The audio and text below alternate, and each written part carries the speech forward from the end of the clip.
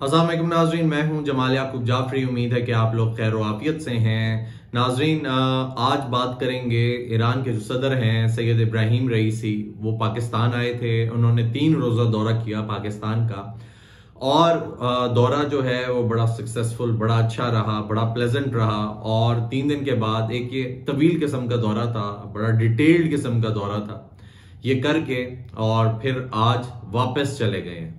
नाज़रीन, इनके जो दौरा था उसको थोड़ा सा डिटेल में डिस्कस करेंगे कि वो पाकिस्तान आए, उन्होंने क्या क्या किया और क्या बातें हुई, क्या डिस्कशन हुई, और मुआहदों पे भी दस्तखत किए गए, जिसमें से सबसे अहम मुआहदा जो है वो सिक्योरिटी मुआहदा है। उसके अलावा टेक्नोलॉजी का मुआहदा है। उसके अलावा नाज़रीन, जो हम एक्सपेक्ट कर रहे थे कि तेल और गैस से रिलेटेड मुआहदे होंगे, वो नहीं हुए। वो क्यों नहीं हुए, उनके पीछे रीजंस क्या हैं, उन पर भी थोड़ी सी बात करेंगे। नाज़रीन, मुराद अली शाह साहब और कामरान टसोरी साहब जो हैं गवर्नर सिंध और जो चीफ मिनिस्टर सिंध है, वजीर आला सिंध है, इन्होंने सी ऑफ किया है जो ईरानी सदर हैं उनको। नाज़रीन, थोड़ा सा डिटेल में डिस्कस करते हैं कि इनका दौरा कैसा रहा। पाकिस्तान पहुंचे ईरानी सदर, और जब पाकिस्तान पहुंचे तो फिर वजीर आजम साहब शहबाज शरीफ साहब से मुलाकात हुई। मुलाकात में काफ़ी मुआहदों पर दस्तखत किए गए, बात की गई, लेकिन जो हम एक्सपेक्ट कर रहे थे कि तेल और गैस के जो मुआहदे हैं उन पर दस्तखत किए जाएंगे और वो कोई आगे बढ़ेंगे, उसके अलावा जो गैस पाइपलाइन है उससे रिलेटेड कोई चीज़ें सामने आएंगी, वो भी नहीं हुई। तो नाजरीन, ये जो एक्सपेक्टेशंस थी कि पाकिस्तान में थोड़ी सी महंगाई कम होगी, हमारी ट्रेड वहां पे शुरू होगी, वो हमें देखने को नहीं मिला। उसके अलावा काफ़ी मुआहदे देखने को मिले, जिस तरह आईटी सेक्टर का है, एजुकेशन रिलेटेड है, बाकी सिक्योरिटी मामलात पे ताउन की बात है, और बहुत सारी ऐसी चीज़ें हैं जो छोटी मोटी हुई। फिर उसके बाद उनका जो दौरा था वो कराची का हुआ। वो कराची गए। कराची में कामरान टसोरी जो गवर्नर सिंध हैं और वजीर आला सिंध मुराद अली शाह साहब, उन्होंने उनको वेलकम किया। वेलकम करने के बाद फिर आसफा भुट्टो साहिबा भी साथ मौजूद थी, उन्होंने वेलकम किया। फिर खाने पे गए, डिस्कशंस हुई। उसके बाद उन्होंने कहा मुतादिद मुआहदों और मुफाहमत की यादाश्तों पर भी दस्तखत किए। और ईरानी जो सदर हैं वो कराची जब गए तो उन्होंने मज़ार कायद का भी दौरा किया। मज़ार कायद पर भी फूल रखे, दुआ की, और पाकिस्तान की तरक्की के लिए भी दुआ की। ठीक है, फिर अशाइया भी दिया गया उनको। मुराद अली शाह साहब ने कहा कि पाकिस्तान और ईरान के दरमियान मजहबी, इल्मी और इक्तिसादी रवाबित हैं। बहुत खुशी हुई कि ईरानी सदर पाकिस्तान आए, और पाकिस्तान आने के बाद उनसे इतनी अच्छी प्लेजेंट मुलाकात रही। और बिलावल भुट्टो जरदारी साहब जो कि पीपल्स पार्टी के चेयरमैन हैं, उनकी भी मुलाकात हुई ईरानी सदर से। उसके बाद फिर लाहौर का भी दौरा किया उन्होंने। लाहौर का जो दौरा था वो भी बड़ा प्लेजेंट रहा। वजीर आला पंजाब मरियम नवाज और सूबाई वज़रा ने इस्तकबाल किया।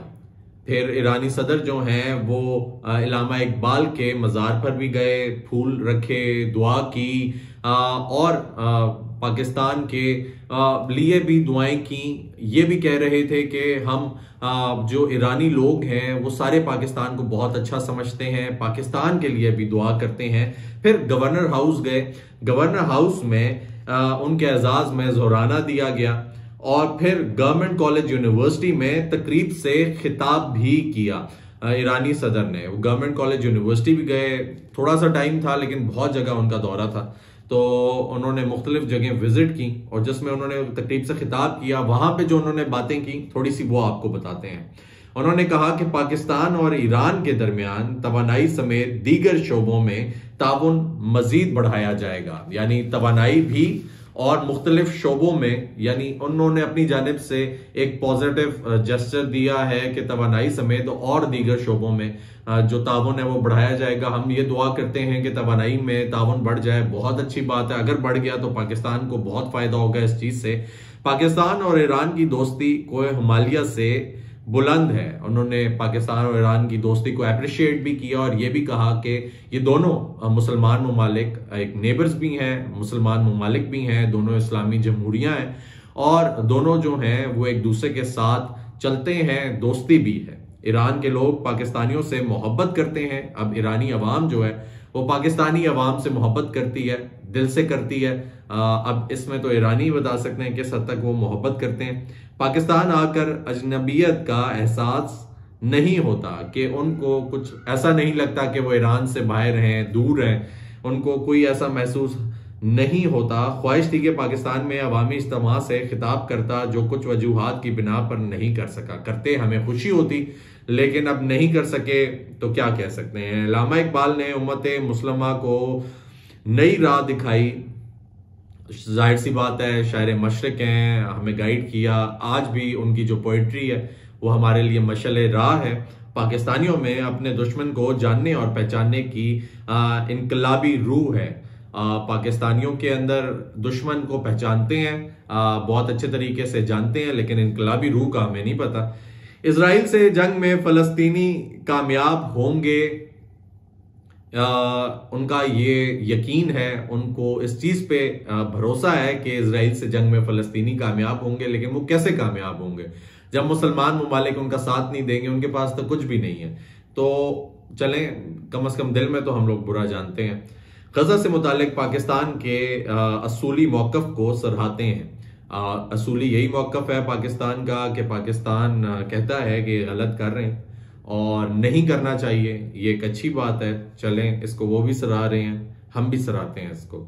दोनों ममालिक के दरमियान गहरे तारीखी, तहजीबी, मजहबी और सकाफती मरासिम हैं। जो दोनों ममालिक हैं उनके दरमियान गहरे तारीखी मरासिम हैं जो कि मुख्तलिफ एंड्स पे हैं। तो उन्होंने ये भी बात की, इल्म हुनर और साइंस और टेक्नोलॉजी पर तवज्जो देना वक्त की अहम जरूरत है। अब ये जो चीज है इस पे पाकिस्तान को फोकस करना चाहिए कि इल्म हुनर, साइंस एंड टेक्नोलॉजी पे अब पाकिस्तान को फोकस करना चाहिए, जिसका उन्होंने भी कहा, हम भी कहते हैं कि अब साइंस एंड टेक्नोलॉजी का दौर है, उस पर अगर फोकस नहीं करेंगे तो फिर बहुत मुश्किल होगी पाकिस्तान के लिए।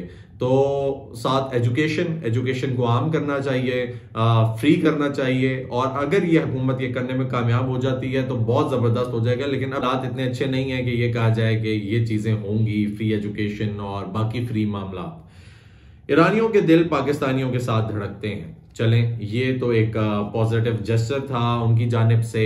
वो आए पाकिस्तान, उन्होंने मुख्तलिफ मुलाकातें की, पाकिस्तान का दौरा किया नई हुकूमत के बाद, बहुत अच्छी पॉजिटिव चीज़ है।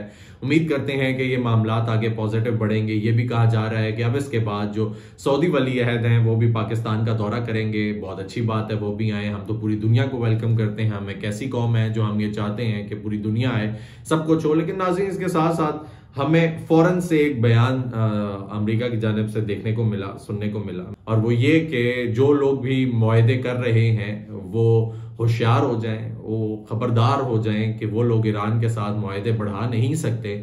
तो क्यों नहीं बढ़ा सकते? जब हिंदुस्तान बढ़ा सकता है, जब और जो ममालिक हैं वो उनके साथ जो ऑयल के एग्रीमेंट्स हैं वो कर सकते हैं, ट्रेड कर सकते हैं, ऑयल ट्रेड कर सकते हैं, गैस ट्रेड कर सकते हैं, तो व्हाई नॉट अस? क्यों नहीं हम कर सकते? हम लोगों को करना चाहिए, हम लोगों को ये चीजें करनी चाहिए। और उससे भी पूछना चाहिए जो ये कहते हैं कि हम वो लोग सबसे बड़ी मार्केट हैं या वो लोग सबसे बड़े एक्सपोर्टर्स हैं, और फिर उनको क्या मसला है? उनको अगर मसला हो तो फिर इंडिया से भी हो, मसला हो तो बाकी ममालिक से भी हो।